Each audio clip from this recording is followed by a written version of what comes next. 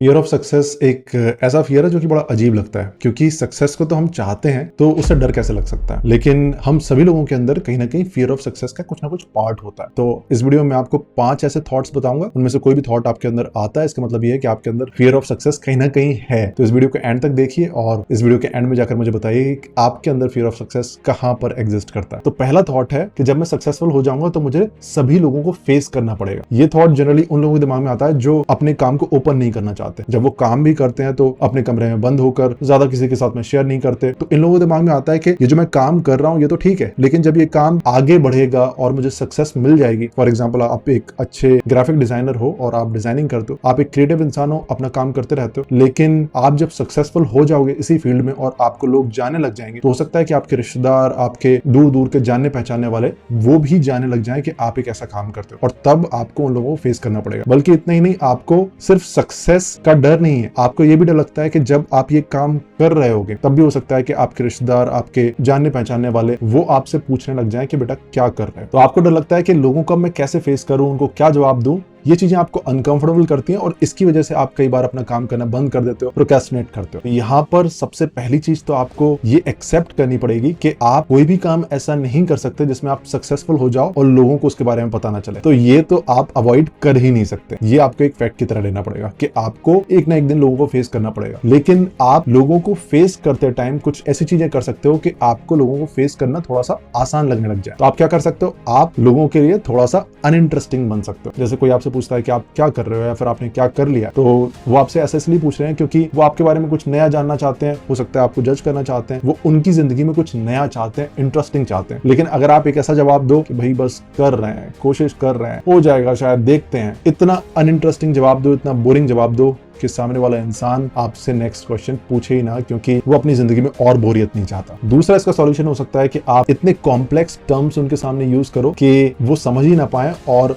ये सब्जेक्ट उनके लिए इतना अनइंटरेस्टिंग हो जाए। अगर आप एक यूट्यूबर हो और स्ट्रगलिंग यूट्यूबर हो, आप आगे बढ़ना चाहते हो, आप अपने वीडियोस को आगे बढ़ा रहे हो, लेकिन आपका कोई रिश्तेदार या फिर आपका कोई जानने पहचानने वाला आपका वीडियो देख लेता है, तो अब वो आपसे पूछने लग जाता है फोन पर या फिर जब वो मिलता है कि क्या कर रहे हो, कैसे वीडियोस बनाते हो, please tell me about it. तो आप उसको एंगेजमेंट रेशो के बारे में बता सकते हो, आप उसको ग्राफ्स के बारे में बता सकते हो, जो कि उसको बिल्कुल भी समझ में ना आए। तो अगला क्वेश्चन वो बिल्कुल भी नहीं पूछेगा। तो बेसिकली आपको इतना अनइंटरेस्टिंग बनना है उस टॉपिक में जिससे सामने वाला इंसान आपके बारे में फर्दर जानने की कोशिश ना करे। दूसरा थॉट जो लोगों के दिमाग में आता है वो आता है कि मेरा स्ट्रगलिंग फेज कभी कहीं खत्म ना हो जाए। हम में से बहुत सारे लोग ऐसे होते हैं जो कि स्ट्रगलिंग फेज से काफी अटैच्ड होते हैं, उससे अपनी आइडेंटिटी अटैच करते हैं और उनको ऐसा लगता है कि स्ट्रगलिंग फेज में ही असली ग्रोथ होती है। तो अगर सक्सेस मिल जाएगी तो ऐसा ना हो कि जो स्ट्रगलिंग फेज चल रहा है, ये ग्राइंडिंग फेज चल रहा है, हसलिंग फेज चल रहा है, क्योंकि हमारे दिमाग में अलग अलग मूवीज से या फिर अलग अलग वीडियो से ये बैठ चुका है कि जो स्ट्रगलिंग फेज है, क्योंकि हर एक मूवी में, हर एक वेब सीरीज में जो हीरो होता है वो हमेशा स्ट्रगल कर रहा होता है और उससे जो सक्सेस मिलती है वो एकदम एंड में जाकर मिलती है, वो एक मोमेंट होता है। लेकिन पूरी की पूरी मूवी में हीरो सिर्फ स्ट्रगल ही कर रहा होता है। तो कई बार हम स्ट्रगलिंग फेज से बहुत ज्यादा कनेक्ट करने लग जाते हैं। तो अगर ये आपके साथ में होता है तो आपको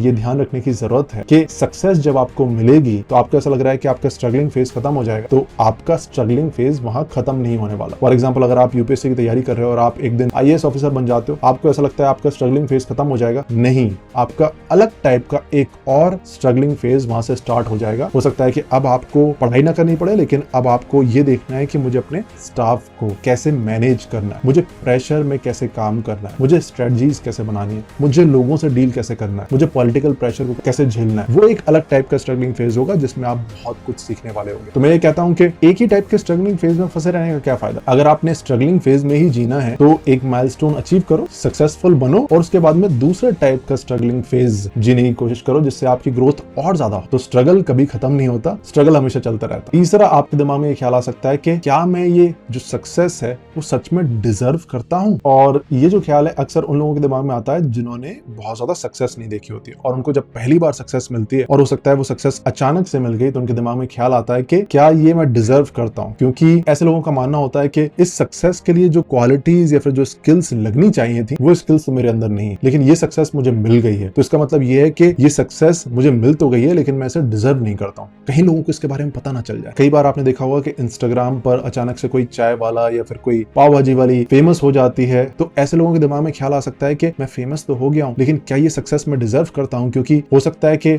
मैं जो पाव भाजी बना रहा हूँ, मैं जो चाय बना रहा हूँ, वो तो बहुत सारे लोग बना रहे होंगे, तो मुझ में क्या ऐसा स्पेशल है जो कि मैं इतना फेमस हो गया हूँ, इतना सक्सेसफुल हो गया हूँ? कहीं ऐसा ना हो कि लोगों को मेरे बारे में पता चल जाए। अगर आपके साथ में ऐसा हो रहा है, इसका मतलब ये है कि आपको ऐसा लगता है कि सक्सेस को पाने के लिए कुछ पर्टिकुलर क्वालिटीज की जरूरत थी। जैसे इन केस अगर आप चाय बनाते हो, आपका चाय का बिजनेस है, तो आपके दिमाग में बैठा हुआ है कि चाय बनाने के लिए मुझे बहुत अच्छी चाय बनानी पड़ेगी, तभी वो बिजनेस सक्सेसफुल हो सकता है। और ये क्वालिटी शायद आपके अंदर नहीं है, फिर भी आप सक्सेसफुल हो गए हो, तो आपके अंदर डाउट आ रहा है। लेकिन ऐसा नहीं है। चाय के बिजनेस के लिए जरूरी नहीं कि आपकी अच्छी चाय हो, क्योंकि लोग सिर्फ चाय पीने के लिए आपकी शॉप के ऊपर नहीं आएंगे, बल्कि लोग इसलिए भी आपके शॉप के ऊपर आएंगे क्योंकि उनको एक अच्छा एक्सपीरियंस चाहिए। लोग वो एक्सपीरियंस करने के लिए आते हैं जो वो नॉर्मल अपनी जिंदगी में एक्सपीरियंस नहीं कर पाते। आपके साथ में ये जरूर हुआ होगा कि आप किसी बड़ी जगह पर गए, किसी बड़े शहर में गए और आपने वहां पर कोई बड़ा फेमस सा जो रेस्टोरेंट था वो ट्राई करने का सोचा, जो कि बहुत पुराना है, बहुत फेमस है, बहुत लोग उसके बारे में बात करते हैं। लेकिन जब आप वहां पर गए, आपने खाना खाया, तो आपको ऐसा लगा होगा कि ये खाना तो बड़ा नॉर्मल सा खाना था, इससे तो मैंने बहुत अच्छा खाना बहुत छोटी छोटी जगहों पर खाया हुआ है। लेकिन उस रेस्टोरेंट के ओनर को कभी ऐसा नहीं लगेगा कि वो ये सक्सेस डिजर्व नहीं करता। लेकिन कोई अगर इंस्टाग्राम से फेमस हो जाता है,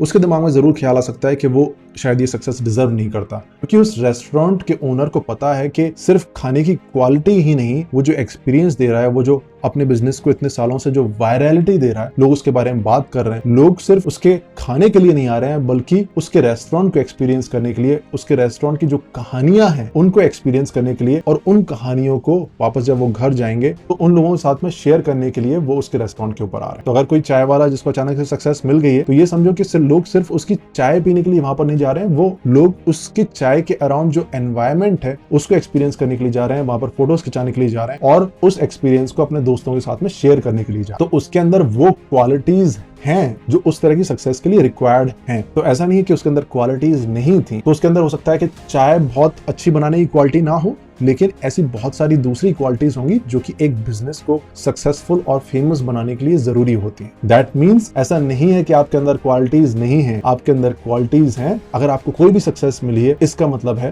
कि आप उस सक्सेस को 100% डिजर्व करते थे। चौथा ख्याल जो आपके दिमाग में आ सकता है कि एक बार तो मुझे सक्सेस मिल गई है, लेकिन क्या मैं इसको कैरी फॉरवर्ड कर सकता हूँ? और ये जो ख्याल है वो बहुत जेन्युइन ख्याल होता है। अगर आपको एक बार सक्सेस मिल गई है, तो क्या आप उसको कैरी फॉरवर्ड कर सकते हो सकता है कर पाओ, हो सकता है ना कर पाओ, क्योंकि बहुत सारे फैक्टर्स उसमें रोल प्ले कर सकते हैं। ये ख्याल आपको तभी परेशान कर सकता है। यहाँ पर आपको डर लग रहा है कि अगर मैं नेक्स्ट टाइम फेल हो गया तो लोग मेरे बारे में क्या बोले। ये डर आपको इसलिए सता रहा है क्योंकि आपको ऐसा लग रहा है कि लोग आपकी फेलियर को एक्सेप्ट नहीं करेंगे। मैं कहता हूं कि लोग आपके फेलियर को 100% एक्सेप्ट करेंगे, बशर्ते आपने जब आपको पिछली बार सक्सेस मिली थी तो उसका बहुत ज्यादा हाइप नहीं बनाया था। मान लो कि कोई इंसान अचानक से इंस्टाग्राम पर फेमस हो जाता है, अगर उसकी उस सक्सेस को वो लोगों को इस तरह से बताता है कि अब तो जिंदगी एकदम सेट हो गई है, अब तो मैं सक्सेसफुल इंसान बन गया हूं, अब मुझसे ऊपर कोई भी नहीं है, तो जब नेक्स्ट टाइम वो अपना काम कर रहा होगा और उसे डर लगेगा कि अब मुझे आगे सक्सेस मिल पाएगी या फिर नहीं, क्योंकि उसे लगता है कि अगर सक्सेस नहीं मिली तो पीछे का जो मैंने भौकाल बनाया है वो भौकाल पूरी तरह से टूट जाएगा और लोग मुझे जज करने लग जाएंगे। तो इसका सॉल्यूशन क्या है? जब भी आपको सक्सेस मिले तो उसको हमेशा डाउन प्ले किया करो। जब भी आपको सक्सेस मिले तो उसका क्रेडिट किसी और इंसान को दो, उसका क्रेडिट अपने घर वालों को दे दो, उसका क्रेडिट अपने लक को दे दो। इससे सक्सेस थोड़ी सी डाउन प्ले होती है। तो नेक्स्ट टाइम